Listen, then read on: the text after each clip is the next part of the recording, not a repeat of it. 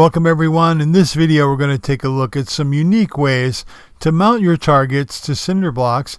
These are field targets. A lot of you know I like to shoot field target, and I don't like setting up my range every time I want to shoot, so I leave my targets out. But I wanted a way where it would be quick for me to take them down and put them back up after the rainy season. They usually stay up for the season, but I don't want them out in the rain all winter, so I generally bring them in, and I don't like the clamps. They get destroyed by the sun, and they rust, and they look terrible. So we're going to look at 3 unique ways to make this happen for you. If you want to have a field target range set up on your airgun range. They are super secure. I've tested them all with this unit. I even cracked the block and glued it with the Masonry epoxy. So we're going to take a look at a fastener that's meant for concrete, some JB Weld, and a product called Masonry Epoxy from PC. All of these are really cool options. One of the first things we need to do is get the hole pattern established in the concrete block or cinder block. And in order to do that, we want to make sure that we align the holes with the web in the block. Right now it's a little bit too far forward, so we want to scooch it back just a bit to get those holes in as much concrete as we can. With these hollow blocks, it's always going to be a challenge, but I was able to get it good enough for it to work and certainly hold really well. I'm going to clamp this down, and we're going to use the base as a template. Make sure you're in drill mode. I've got a 1/4 inch diameter Bosch hammer drill bit in my DeWalt drill, and we're just going to go around and mark these holes in the block initially in order to know where we've got to put the finished holes.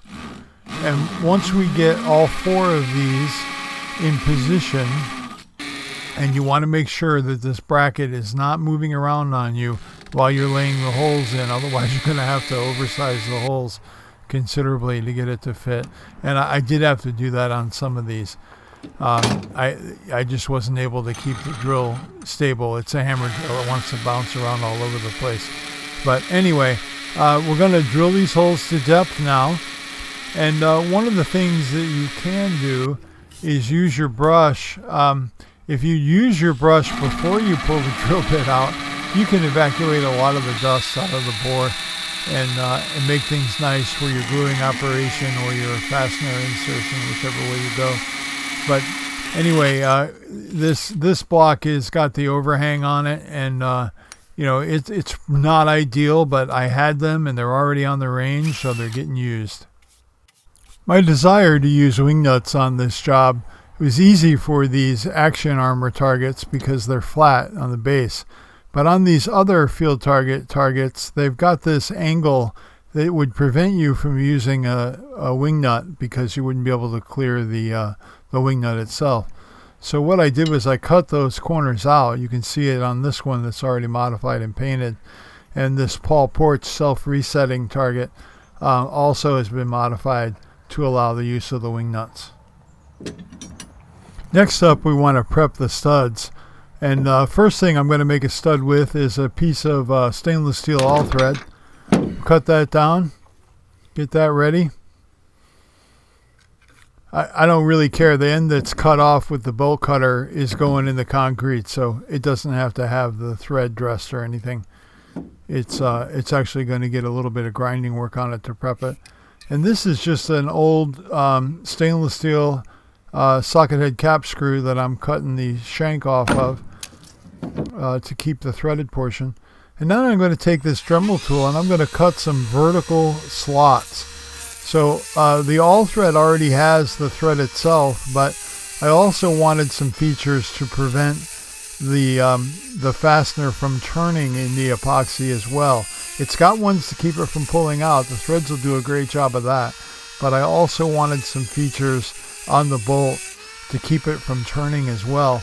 And that's what the Dremel here is for. It's a thin cutoff wheel, and I'm just putting some vertical grooves on these studs. Okay, next up we're going to get some epoxy going. I did prep the studs. I did use an alcohol wipe with them before continuing. But we're going to use the JB Weld first, And this is real simple, just equal parts of part A and part B. And then, make sure you mix this stuff really, really well. I mean, a properly done bond joint with any quality epoxy is going to last a long time. It's weatherproof. Nothing is going to happen to this joint over time. Again, if you take your time and you do your preparation, you can get a really good bonded solution. Next, we're going to get some of the adhesive down in the hole. And notice that not only am I putting it down in the hole, I'm also pushing it up against the sidewalls of the hole. So I'm wetting that joint. I'm getting the whole of the hole, if you will, wet with epoxy. And then I'm going to apply it to the stud as well and get it all the way down in those threads so there's no voids, there's no gaps, so that when I smush this down in there, there's really no air bubbles because it's all epoxy going in there. I'm going to back up the bottom of the hole because this is the through hole side. But yeah, just get it down in there and turn it a few times.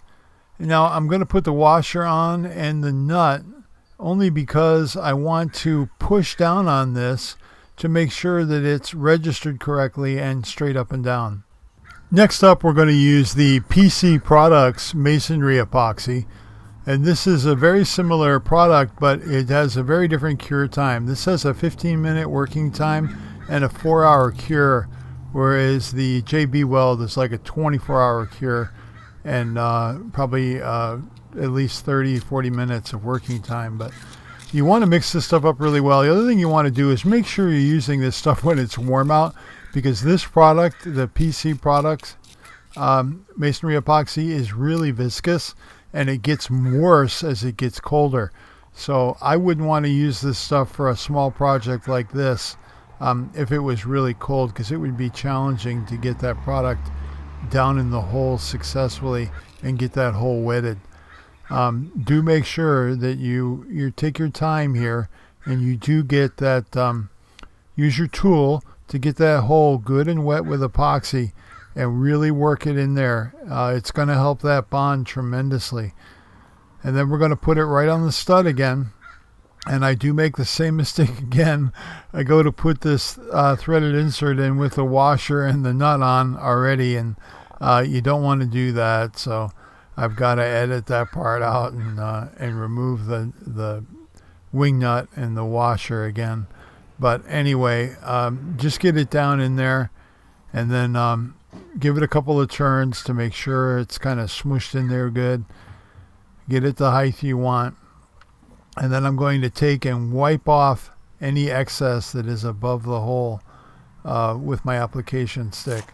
A little bit easier with this PC Products product. But anyway, we're going to use the nut and the washer again as a way to get really good registration so that the fastener is perpendicular to the block. Next up, we're going to put the wedge fasteners in. And these are pretty straightforward. Just put them in the hole and whack them with a hammer a little bit. Get them to the height you want. And then you're going to use a wrench to tighten the nut and pull that wedge up into the concrete or cinder block. Now, these are much, much faster. And you don't have to wait for the glue to cure. But, hey, if you don't have that, you got some threaded rod or some bolts hanging around, and you don't want to buy these, the adhesive is a perfectly acceptable alternative. So we've got one stud with JB Weld, one stud with the PC Masonry Epoxy, and then we've got these fasteners in the back that are the wedge locks from Amazon. And now we wait for the epoxy to cure.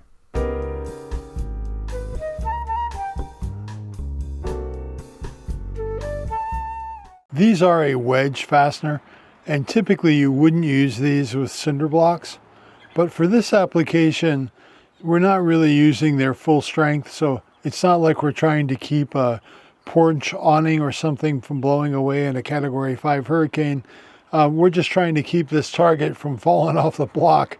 And we're using them in shear, so we're really not stressing this fastener at all. So these happen to work. They're really fast. Are they ideal for securing stuff to cinder blocks? No, they're not. But I have shown two other alternatives, the JB Weld and also the Masonry Epoxy. They're all set up, and overnight they have cured fully. And now we're going to test them one at a time just to make sure that this is a solid solution. Okay, well, let's test these out. We're going to drop our target down on here, and we're going to test each one of these in isolation. So we're going to go ahead and put the wing nut on, give it a little snugging, and I'll tell you what, that epoxy is rock solid in there. And yeah, no problem at all. The weight of the block, it had no issue with that. And now the PC products, Masonry Epoxy, no problem there. Any of these solutions is absolutely viable for this application. I'm going to try a single wedge stud, no problem there. Going to put one on the other side, no problem there. These are almost ready to go out on the range. There's just one more thing we need to do. We need a little bit of touch-up. I use these Nissen paint pens.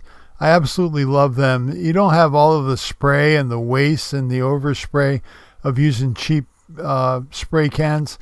And here they are all done, drying in the sun, ready to get put back out on the Target Forge range. Really happy with how this whole project turned out, and really happy that the wing nuts will allow me to pop these on and off easily with no tools. Thanks everyone. Like and subscribe and be a light in the darkness.